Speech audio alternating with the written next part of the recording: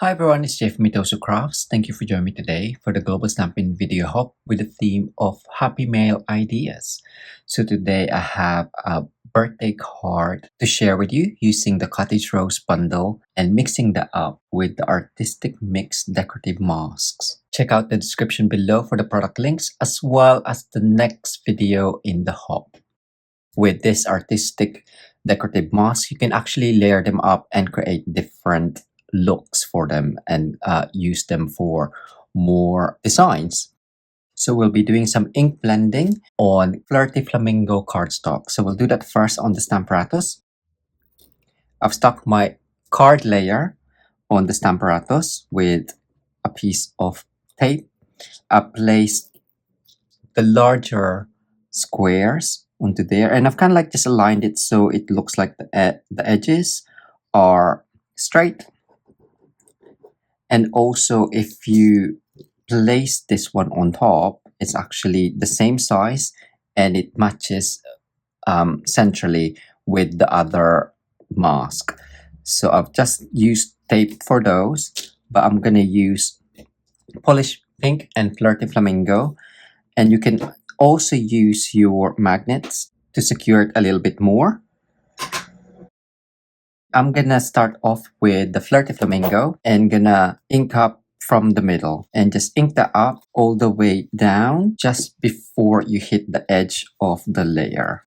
Once that's done, you can do the Polish Pink and then go from the middle to the top. And you just want this to add a hint of the Polish Pink as we are going to layer the Polish Pink up.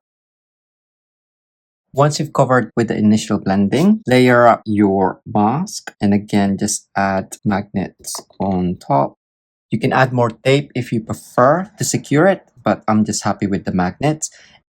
As mentioned, I'm just gonna add Polish Pink again, but I'm gonna do that for all of the layer. What I really like about this is you got the tonal ombre effect from the top to bottom, and you've still kept the Flirty Flamingo card color. Because the layer is already central, I'm going to trim equal measurements on all four sides. So I'm just going to do 3 millimeters, or that is an 1/8 of an inch. And this will give you a 1/4 of an inch or 6 millimeters border when you add it onto your card front. So as the background is already interesting, you could just add the topper and stamp the rose, Cottage Rose, in black memento. Add a bit of sentiment, maybe heat emboss on a color cardstock again. Or you can step it up slightly and color the Cottage Rose in Clear Wink of Stella. This one, I've just done it in Flirty Flamingo and Polish Pink as well.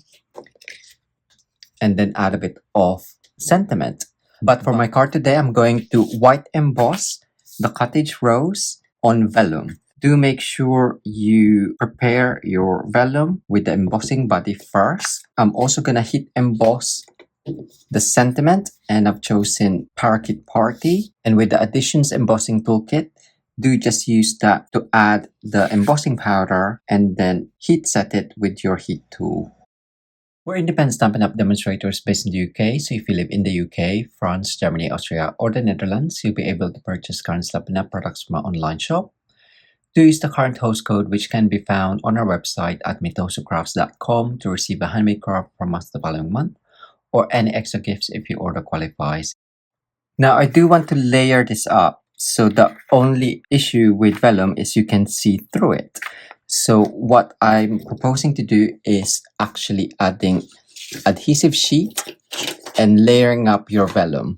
So if you get the die and just cut around that so you know how much you need.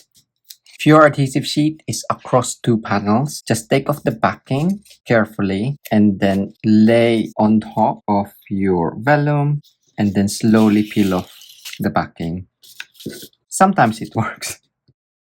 Die cut the embossed topper and another with the adhesive sheet.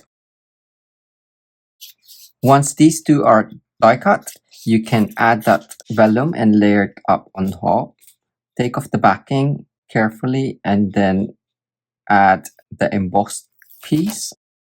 Turn it over and then just burnish that just to make sure that you can't see any adhesive.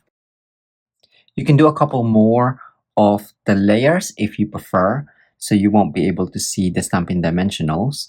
But what I'll be using is I'll be using 2 more vellum as banners behind, as well as the glittered organdy ribbon to hide the stamping dimensionals.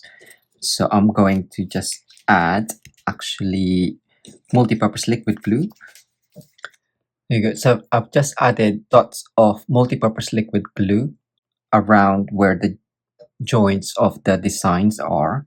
I'm gonna lay that down with my piece of glittered organdy ribbon and then stick that on in the middle. Once that's done, you can use mini glue dots to add onto the vellum. So I'm just gonna add this layer down, and if I want that in centrally, I'm just gonna cut off quite close to the topper, and then we can add another strip of vellum. So add another line of mini glue dots where the ribbon is and place that on your other strip of vellum and then cut. We can now add on stamping dimensionals at the back. Add it on the line of ribbon so you can't tell that it's there, and then stick that on in the middle. Trim your sentiment. I'm just eyeballing it, but you can use a trimmer if you prefer, or embrace the wonk. But I think this particular sentiment is quite easy to just cut. Okay, we're just gonna add that across the vellum, then finish up with the matte decorative dots in Parakeet Party. There you go. This is my card for the Global Stampin Video Hop with the theme of Happy Mail Ideas.